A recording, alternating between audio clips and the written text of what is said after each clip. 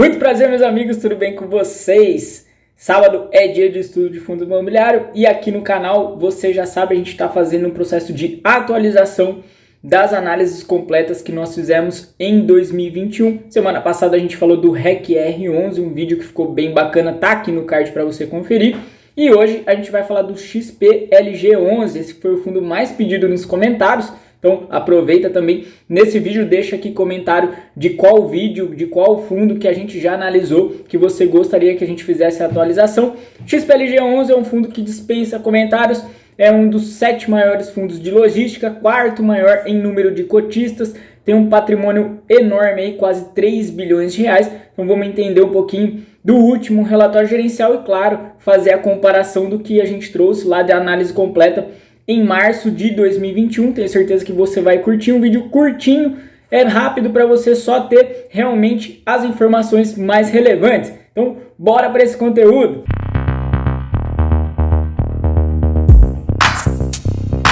Iniciando o nosso vídeo de atualização do XP-LG11, o XP LogFI, um fundo de logística da XP Investimentos. Ele se iniciou lá em junho de 2018, patrimônio líquido hoje de 2,9 bilhões de reais, um dos maiores FIIs da nossa bolsa em termos de PL.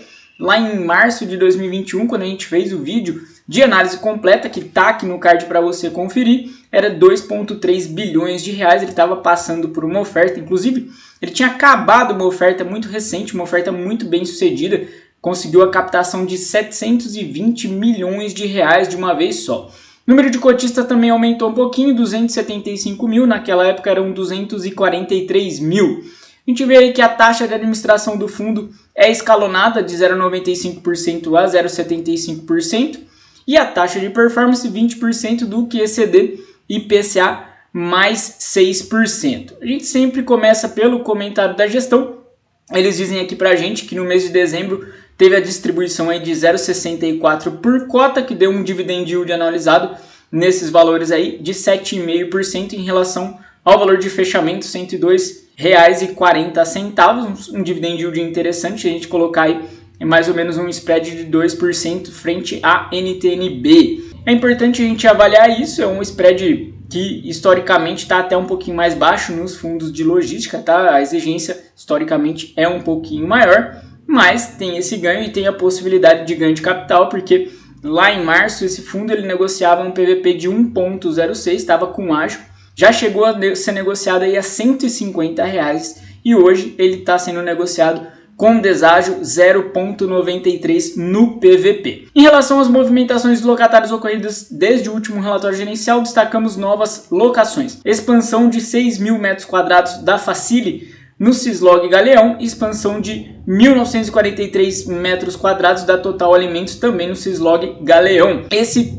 é um ativo que, por sinal, estava sendo adquirido exatamente lá em março, em razão dessa nova captação. Era um ativo complexo, ele tinha uma vacância muito expressiva e a XP conseguiu fazer um trabalho muito interessante, redução aí em 69% da vacância. Hoje o ativo tem cerca de 23% ainda da ABL desocupada. Eles falam aí também que vale ressaltar que no mês de dezembro a vacância reduziu para o nível de 9% da ABL total do fundo e a vacância financeira, isso porque eles têm RMGs, está num nível muito interessante, 1,2%. Olhando para a DRE, 20 milhões de reais de receita, o grosso obviamente receita de locação 18,5 milhões de reais, mas ele tem aí receitas de fundos imobiliários 1,5 milhão. Os fundos imobiliários que ele tem na carteira são todos de logística, tem ali LVBI, SDIL, JETs, então são todos voltados realmente para o mesmo segmento do XPLG. E aí, tirando as despesas, né, especialmente despesas operacionais, a gente chega num resultado de 17,4 milhões de reais, distribuição de 17,3, que deu um dividend yield aí de 0,64. Na média, em 2021, ficou em 0,61. Destrinchando um pouquinho esse resultado financeiro, a gente percebe que em 2021 ele oscilou bastante aqui em 0,58, 0,60, 0,62 e a partir aqui do segundo semestre ele consegue estabilizar em 0,62, 0,64. Isso acontece porque o XPLG tem muitos dos seus contratos tendo reajuste no segundo semestre. A gente vai observar isso em breve. Falando da rentabilidade do fundo, bem rapidinho, a gente vê que o retorno total bruto em dezembro foi interessante, 13,44%, porém, se a gente pegar em 2021, uma queda expressiva aí, menos 11,52%. Olhando o portfólio, 89% do ativo em imóveis, então tá nos ativos-alvo, 7% em cotas de fundos imobiliários, 4% em aplicações financeiras. Lá em março era coisa de 29% no caixa, porque ele realmente estava saindo daquela emissão gigantesca. Tipologia dos contratos, a gente vê que 55% típico, 45% atípico, e aqui houve uma reviravolta.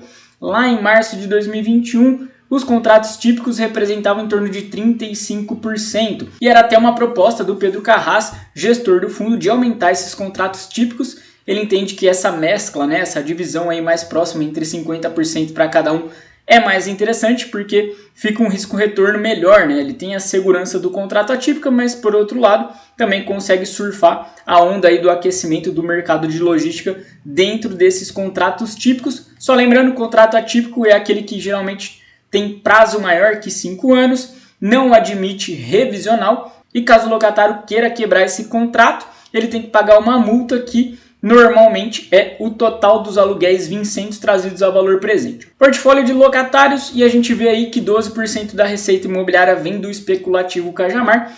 Esse já é um primeiro problema que a gente vê no XPLG 11, isso porque o especulativo Cajamar ele tem uma área bem grande ainda que não foi locada e esse ativo ele está com RMG, então um pouco dessa receita vai acabar. O especulativo Cajamar tem essa RMG até abril de 2022, então é um lance para a gente ficar esperto. O Cislog São Paulo representa 10% da receita e também tem prêmio de locação, e aí a gente vê que o restante é bem dividido, aí a Vira Varejo com uma representação de 12% na receita imobiliária. Correção dos contratos, interessante que ele ainda tem 38% dos contratos sendo corrigidos em IGPM, mas o grosso aí 59% está em IPCA. Olhando agora para a atualização dos contratos, como a gente falou, o grosso acontece realmente no segundo semestre, né? Cerca de 66% da receita imobiliária tem esse reajuste acontecendo a partir de julho. Isso já foi pior. Lá em março, quando a gente fez a análise completa, era coisa de 83%. Então deixava o reajuste aí dos contratos um pouco penso, né? Acontecia tudo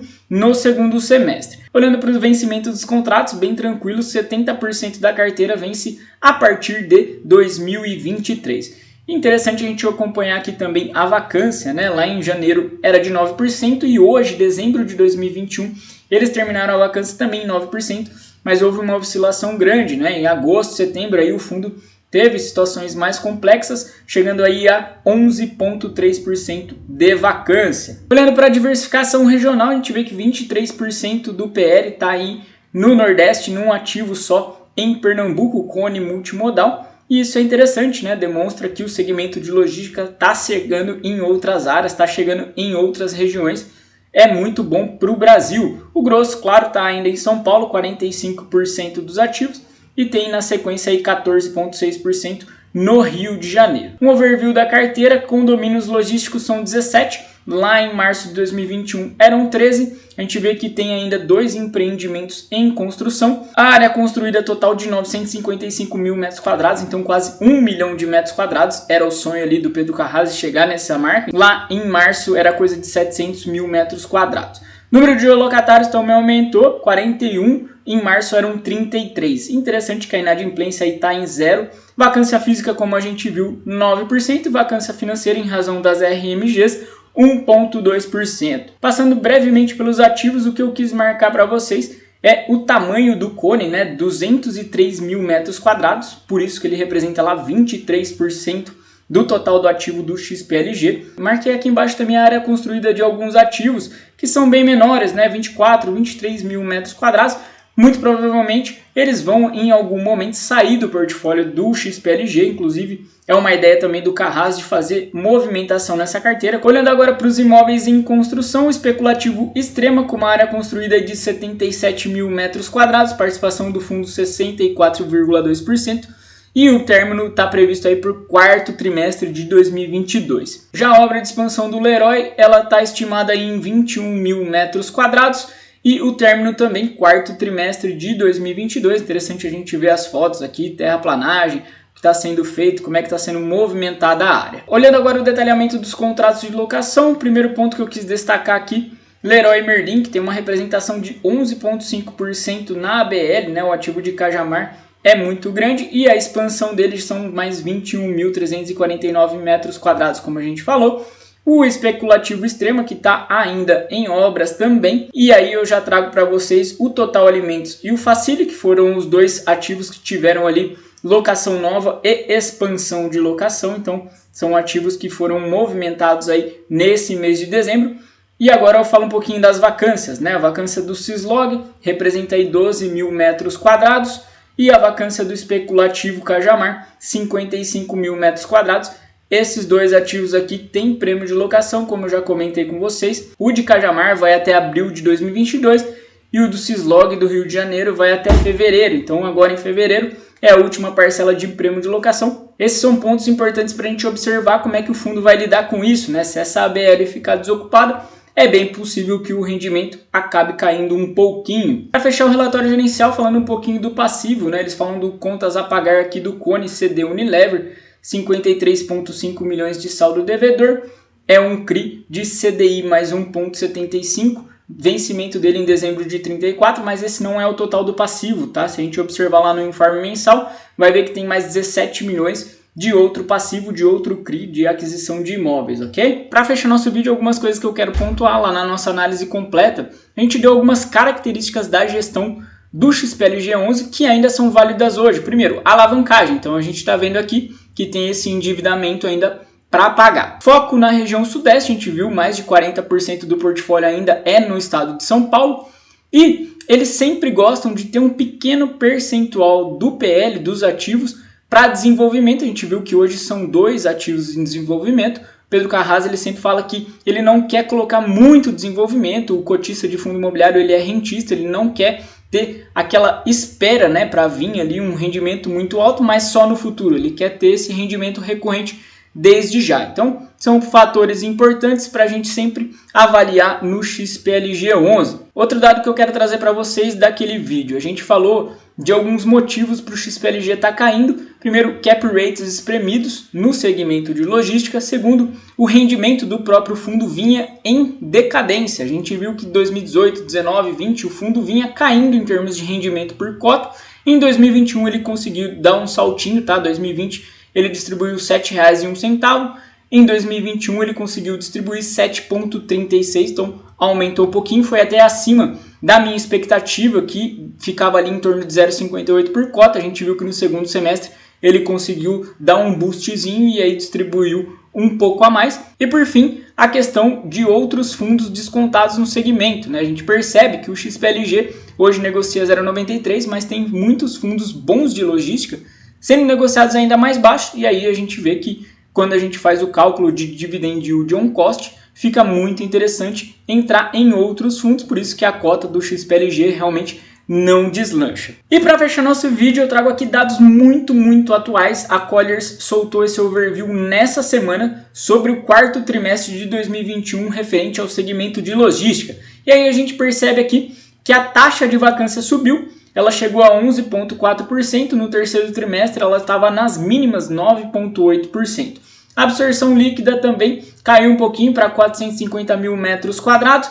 E um dado muito relevante, a gente ainda tem aqui 3,3 milhões de metros quadrados em construção. E o preço médio, a gente esperava, né, tinha uma expectativa de que ele fosse aumentando, chegasse ali a R$ 22,00 o preço de locação do metro quadrado em logística, mas não, ele caiu. No Brasil, na média geral, ele caiu para R$ 19,7. Ele tinha atingido aí valores um pouquinho acima, em torno de R$ 20,00, tinha subido um pouquinho. E é importante a gente observar esses dados, porque a gente tem uma ideia de que o segmento de logística está só bombando, está só surfando uma alta, mas na verdade tem muita concorrência acontecendo. E a gente vê pelos esses dados aí, em construção 3,3 milhões de metros quadrados. Então a gente fica com a dúvida de uma possível sobreoferta, né? Será que vai acontecer uma sobreoferta dentro do segmento de logística, o que seria muito ruim, taxas de vacância subindo. Aqui embaixo fica bem claro como o segmento expandiu demais, né? Ele saiu lá em 2018 de uma vacância de quase 25% para aqui chegando em 9,8% no terceiro trimestre de 2021 e aí esse aumentozinho para 11,4%. Obviamente, isso não reflete o que acontece, por exemplo, em segmentos muito específicos como o Last Mile em São Paulo, Cajamar, Extrema. Esses dados não refletem esses polos, mas é interessante a gente ter essa média geral, até porque logística não é só Cajamar, não é só Extrema, não é só Last Mile de São Paulo, como a gente já falou, o segmento tem que crescer, o segmento tem que expandir, atingir novas regiões. Pessoal, o que eu tinha para falar de XPLG 11 era isso, espero que vocês tenham gostado, um vídeo mais curtinho aqui de atualização mesmo.